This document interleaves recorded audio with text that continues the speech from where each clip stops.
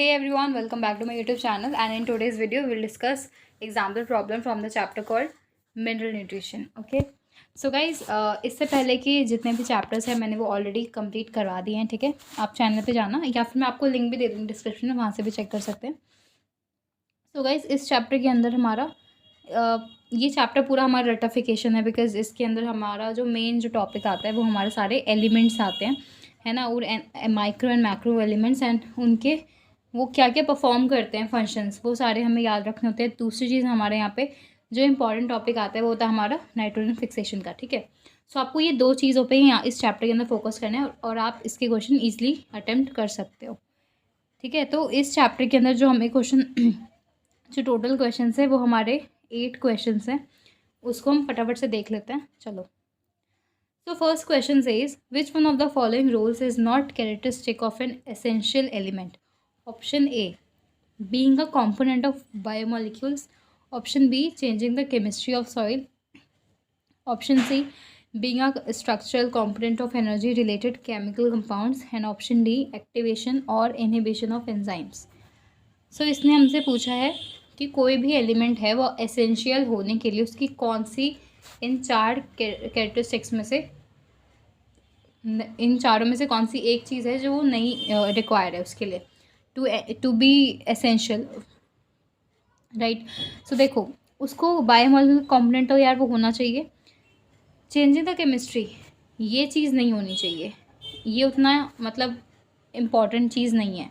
बाकी उसको energy related जितने भी कंपाउंड है, मेरे एटीपी है, एनएडीपी है, वहाँ पे वो इन्वॉल्व होना चाहिए. दूसरी चीज़, एक्टिवेशन ऑफ एंजाइम्स भी एक इम्पॉर्टेंट बेसिस है किसी भी एलिमेंट को एज ए एसेंशियल लेने के लिए. ओके, सो ऑप्शन बी यहाँ पे हमारा सही आंसर होगा.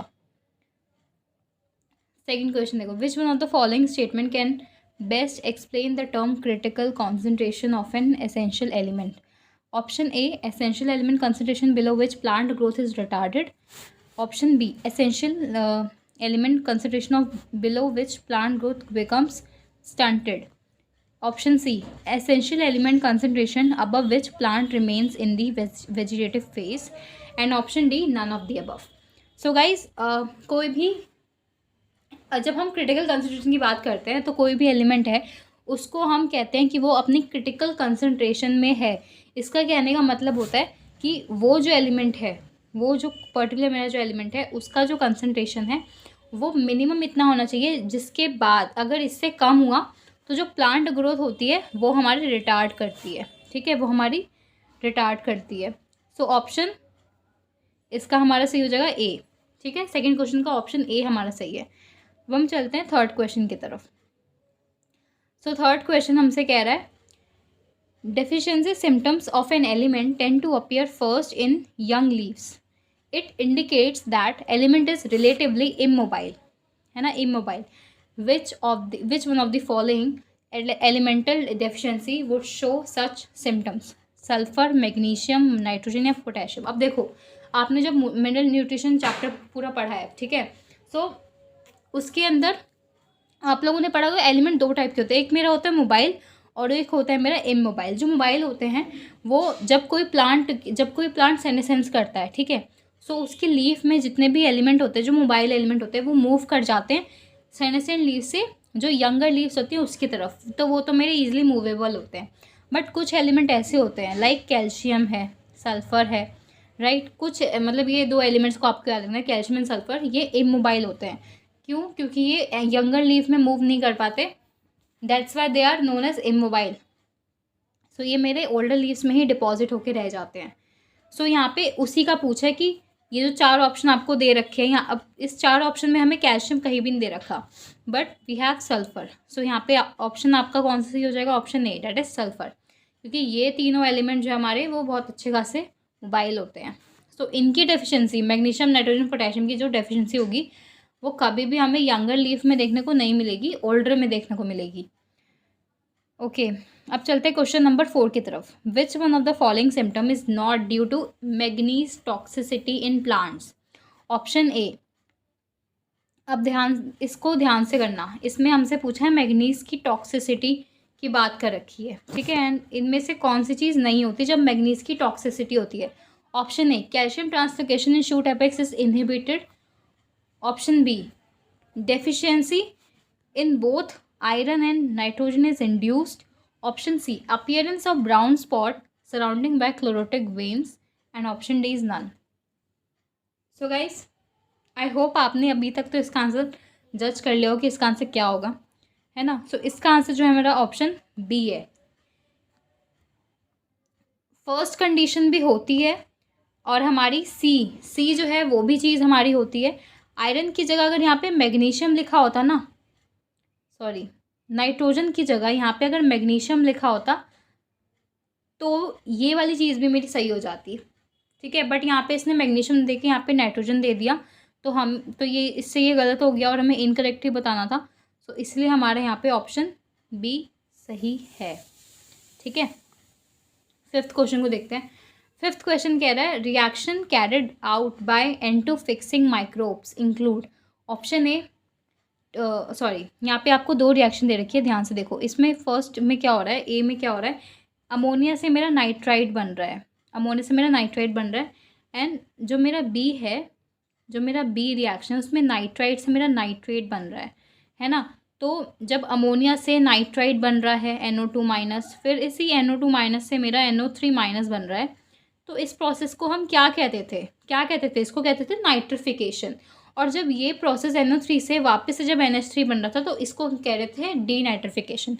सो अभी जो ए और बी रिएक्शन हो रही है यहाँ पे, इन दोनों को हम कंबाइन करके बोलते हैं that it is nitrification. Okay, अब आपको पता है कि इसके अंदर हमारे जो इन्वॉल्व होते हैं, किस टाइप के बैक्टीरिया हमारे इन्वॉल्व होते हैं. तो वो जो इन्वॉल्व होते हैं वो हमारे कौन कौन से, नाइट्रोबैक्टर आपने पढ़ा है, नाइट्रोजोमनास पढ़ा है ना, और क्या पढ़ा है, नाइट्रोकोकस आपने पढ़ा है, राइट. एंड ये तीनों के तीनों किसको बिलोंग करते हैं, किस टाइप के bacteria. So they are chemoautotrophs. ये तीनों मेरे कीमो ऑटोट्रॉप्स होते हैं. सो यहाँ पे इसने हमसे नॉट ट्रू पूछा था, तो ऑप्शन डी हमारा गलत है, क्योंकि यहाँ ये फोटोट्रॉप नहीं होते, ये हमारे कीमो ऑटोट्रॉप्स होते हैं. Clear. Sixth question, with regard to biological nitrogen fixation by rhizobium in association with soybean, which one of the following statement or statements does not hold true. Nitrogen fixation का हमें याद, उसको ध्यान में रख के हमें बताने कि इनमें से कौन सी स्टेटमेंट हमारी सही है या गलत है. ठीक है, देखते हैं.